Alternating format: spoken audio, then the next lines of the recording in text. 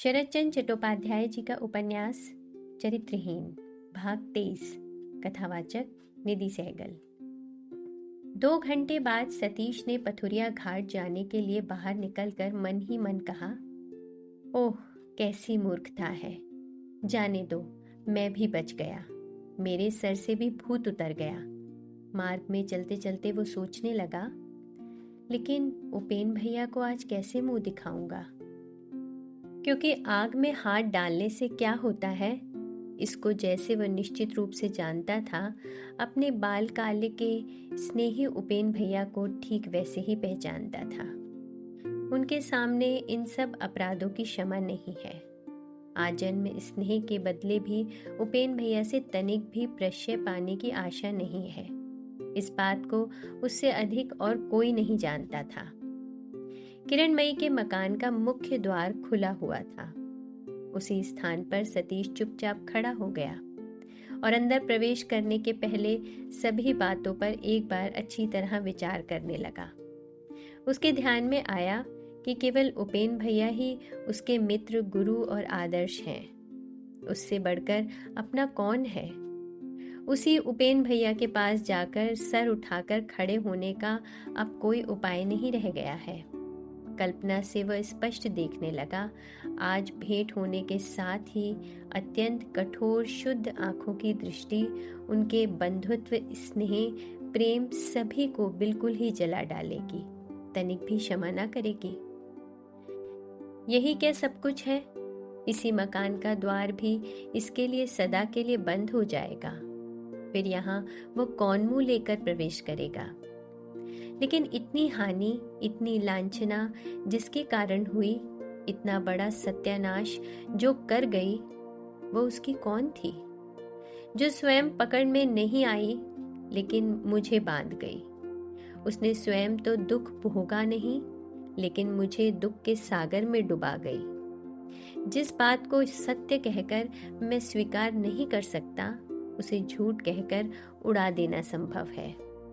एक लंबी सांस छोड़कर सतीश ने मन ही मन कहा, सावित्री, तुमने दुख दिया है, इसके लिए अब दुख नहीं है। लेकिन सच और झूठ को एक साथ मिलाकर ये कैसी विडंबना में तुम मुझे बांध कर रख गई हो? दासी ने एकाएक आकर कहा, आपको बहूजी बुला रही हैं। सतीश ने चौंक कर प्रश्न किया, उपेंद्र आ गए हैं? हाँ, कल बड़ी रात को आए हैं। उनका छोटा भाई, छोटी बहू जी?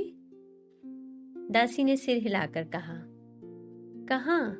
नहीं तो, वह अकेले ही आए हैं। आने के बाद से ही हमारे बाबू के पास बैठे हुए हैं। बाबू कैसे हैं?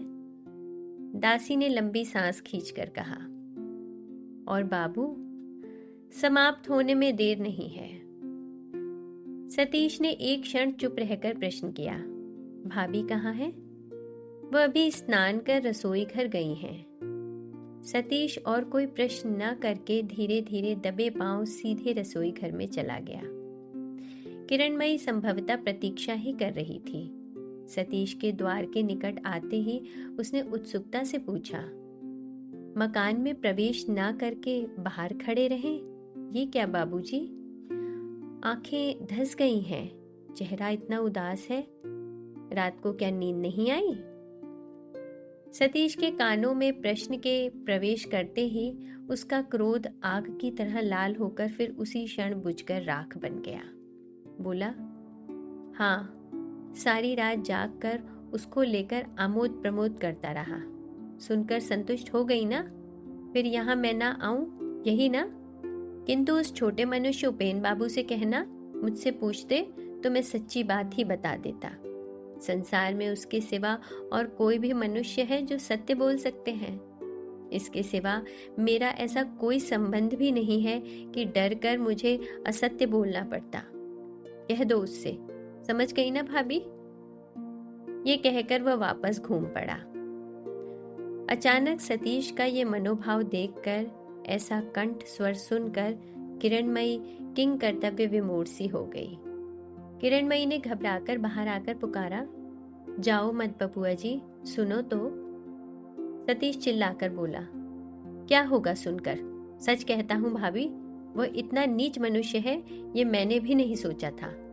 जहाँ वो रहता है वहाँ मैं नहीं रहता। आज मैं समझ रहा हूँ क्यों बाबूजी ने उस दिन चिट्ठी लिखी थी। लेकिन उस नीच से जाकर कह देना मैं उसकी परवाह नहीं करता। किरणमयी ने व्याकुल होकर पूछा, किससे? क्या कह रहे हो बबुआ जी? ठीक कह रहा हूँ भाभी, ठीक कह रहा हूँ। उससे कह देना वो समझ जाएगा।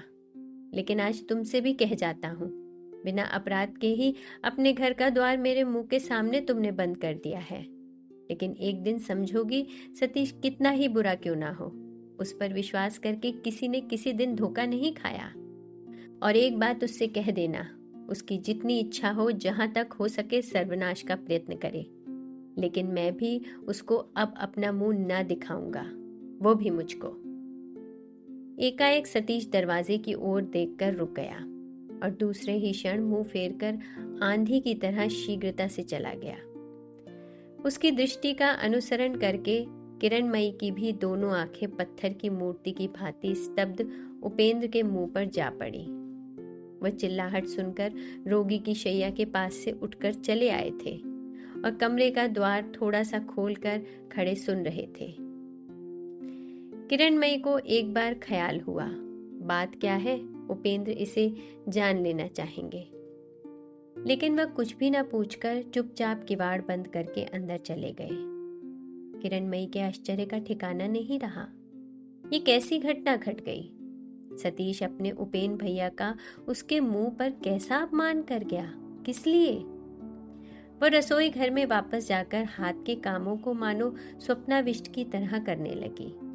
लेकिन मन में एक गंभीर शुद्ध आश्चर्य सहर्षों रूप धारण करके निरंतर चक्कर लगाने लगा।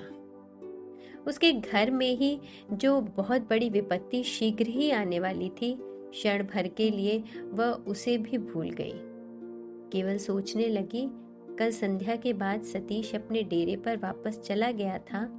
उसके बाद इसी एक रात में ही ऐसी क्या घटना घटी जिससे वह ऐसा उन्मत्त आचरण करके चला गया। फिर भी उपेंद्र ने एक भी बात जान लेने की इच्छा प्रकट नहीं की। उसको ऐसा मालूम हुआ क्षण भर के लिए उपेंद्र के सूखे कठोर मुख पर मानो असहनीय आश्चर्य फूट उठा। लेकिन ये सच है या केवल उसके ही मन की कल्पना है, इसका भी वह निश्चय न कर सकी। उपेंद्र वापस चले गए और रोगी के बिछौने के एक छोर पर अपने पहले के स्थान पर जा बैठे। वह स्वभावतः ही शांत प्रकृति के थे। एकाएक किसी पक्ष में या विपक्ष में मतामत प्रकट नहीं करते थे। लेकिन वह सहज निर्मल विचार शक्ति उनमें उस समय किसी तरह न रह सकी जब सुरबाला आदि को ज्योतिष के घर पहुंचाकर बड़ी रात को अकेले हारान के घर में आए थे। उस समय हारान का श्वास कष्ट भयंकर रूप से बढ़ उठा था। भीतर होश था या नहीं ये भी अनुमान करना कठिन था। चारों ओर देखकर उनकी अवस्था बड़ी भीषण मालूम होती थी। फिर भी कहीं मानो जरा भी व्याकुलता नहीं थी। इसके पहले उन्होंने जो 2-4 मृत्यु शैयाएं देखी थीं, उनका इसके साथ कितना अधिक अंतर था। रोगी के सिरहाने उसी तरह एक तेल का दीपक अत्यंत धीमे जल रहा था। माँ कमरे के एक कोने में चटाई बिछाकर सो रही थी। केवल किरणमयी जागती हुई बैठी थी। लेकिन उसके भी आचरण में घबराहट का कोई भी लक्षण ढूंढकर ना पाने से उनको ऐसा ज्ञात हुआ मानो वह परम उदासीनता से पति की मृत्यु की प्रतीक्षा में बैठी हुई है। माँ का भी कैसा निर्लिप्त भाव है, अपनी बीमारी से व्याकुल है। कल रात को उपेंद्र ने जो कुछ देखा था उससे उन्हें स्पष्ट जान पड़ा था कि केवल मृत्यु की विभीषिका ही इन दोनों स्त्रियों के भीतर है। ये बात नहीं, अपितु हारान का जीवित रहना ही मानो एक बांध की तरह बन गया है और वह इस छोटे से परिवार के सुख दुख के प्रवाह को रोककर कूड़ा करकट से पीड़ित कर रहा है। जिस प्रकार भी हो, इस अवरोध से मुक्ति पा लेने से ही ये लोग मानो भारी संकट से बच जाएंगी। उपेंद्र अभी तक किरणमयी को पहचान नहीं सके। ये सुअवसर ही उसको प्राप्त नहीं हुआ, लेकिन सतीश ने पहचान लिया था। इसलिए पहले पहल जिस दिन हारान के बुलाने से इन लोगों ने इस घर में प्रवेश किया था, किरणमयी का उस रात का आचरण सतीश तो भूल गया ही था। उसको अधिक अपनी कठोरता का सहस्त्र अपराध स्वीकार करके उनकी क्षमा पाकर उसने भाई का स्थान ले लिया था। लेकिन उपेंद्र को ये सुअवसर नहीं मिला। इसलिए कल रात्रि को कमरे में घुसकर एक ही क्षण में उनका अप्रसन्न चित्त माँ के विरुद्ध विमुखता और स्त्री के प्रति घृणा से परिपूर्ण हो गया था। इसलिए सवेरे किरणमयी जब चाय दे गई तो उन्होंने उसे स्पर्श तक नहीं किया। सतीश के आने जाने का पता अघोरमयी को नहीं चला। उस समय वह नीचे अपने काम में लगी हुई थी। अब धीरे धीरे कमरे में घुसकर लड़के को देखकर रोने लगी। किसी ने उनको सांत्वना नहीं दी, मना भी नहीं किया। एकाएक उनकी चाय की कटोरी पर नजर पड़ जाने से रोने के सुर से उन्होंने प्रश्न किया, क्यों बेटा, चाय नहीं पी? उपेंद्र संक्षेप में बोले, नहीं। अघोरमयी अत्यंत व्यग्र हो उठी। नहीं नहीं, ये नहीं होगा बेटा, सारी रात जागते रहे हो। इस पर यदि तुम बीमार पड़ जाओगे तो मैं फिर नहीं बचूंगी। उपेंद्र कुछ बोले नहीं, केवल अघोरमयी के मुंह पर तीक्ष्ण दृष्टि डालकर दूसरी ओर ताकने लगे। इसका अर्थ समझने की शक्ति अघोरमयी में नहीं थी। बार बार जिद करने लगी, किंतु उस दृष्टि का अर्थ समझ गई किरणमयी। इस कमरे में इस मृतप्राय संतान के निकट बैठकर दूसरे के लड़के के लिए जननी की ये व्याकुलता कितनी असंगत और अशोभनीय जान पड़ी, ये उसकी तीक्ष्ण बुद्धि से छिपी नहीं रही। लेकिन ये जो कुछ भी हो, उपेंद्र भी किस लिए इस एक तुच्छ अनुरोध के विरुद्ध इस तरह दृढ़ प्रतिज्ञा करके कड़े बनकर बैठे रहे, इसका भी कोई कारण किरणमयी न समझ सकी। उनका ये व्यवहार किरणमयी की दृष्टि में कम अशोभनीय नहीं जान पड़ा। दोनों ओर की ये जिद डॉक्टर के आ जाने से स्थगित हो गई। अंग्रेज डॉक्टर 2-3 मिनट तक परीक्षा कर चुकने पर अपना अंतिम उत्तर देकर चले गए और उसके साथ ये भरोसा भी दे गए कि अगली शेष रात्रि के पहले मृत्यु की संभावना नहीं है। उस समय 10 बजे थे। किरणमयी ने तनिक निकट आकर मृदु स्वर से कहा, आपको एक बार वहां जाकर उन लोगों से भेंट कराना भी तो आवश्यक है। उपेंद्र ने किसी ओर न देखकर कहा, वैसी आवश्यकता तो नहीं है, वे लोग सब बातें जानते हैं। किरणमयी ने कहा, तो भी एक बार जाइए, अभी तो कोई भय नहीं, तब तक स्नान करके जरा विश्राम करके लौट आ सकेंगे। उपेंद्र चुप रहे। किरणमयी मृदु और दृढ़ स्वर से बोली, जरा सोचकर देखिए, स्नान भोजन ना करके उपवास करके अब सामने सामने बैठे रहने से तो कोई फल नहीं है। गाड़ी का सफर करके आए हैं, कल सारी रात यहाँ बैठे रहे, उसके बाद आज दिन रात बराबर इस तरह बैठे रहने से बीमार पड़ सकते हैं। सतीश बबुआ भी नहीं है। इस समय आप चुपचाप ही बहुत थके जान पड़ते हैं। मैं बैठी हुई हूँ, तब तक आप घूम कर आइए, बात मानिए, उठिए। एकाएक मुंह ऊपर उठाकर देखते ही उपेंद्र ने दृष्टि झुका ली। इस प्रकार इतनी बातें किरणमयी ने पहले कभी उनके सामने नहीं कही थी। इस कंठ स्वर में शुभाकांक्षा की अधिकता नहीं थी, फिर भी एक दृढ़ता थी, कोमलता थी। उपेंद्र के कानों में किरणमयी का ये स्नेह भरा प्रथम अनुरोध बहुत ही सुंदर जान पड़ा। बहुत दिन पहले एक रात के समय जो तीव्र कंठ, जो कठिन भाषा इसके मुंह से ही वह सुन चुके थे, उसके साथ इसका बड़ा ही आश्चर्यजन अंदर जान पड़ा। उपेंद्र ने किसी ओर न देखकर प्रश्न किया, आप लोगों का दिन आज कैसे बीतेगा?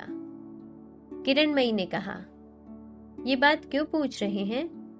हम लोगों पर आज जो दुख आने वाला है उसमें कोई भाग ले ना सकेगा। लेकिन अब आप देर ना करें, इसी वक्त उठिए। सच्ची बात कहने का ये कितना अद्भुत शांतिपूर्ण ढंग था।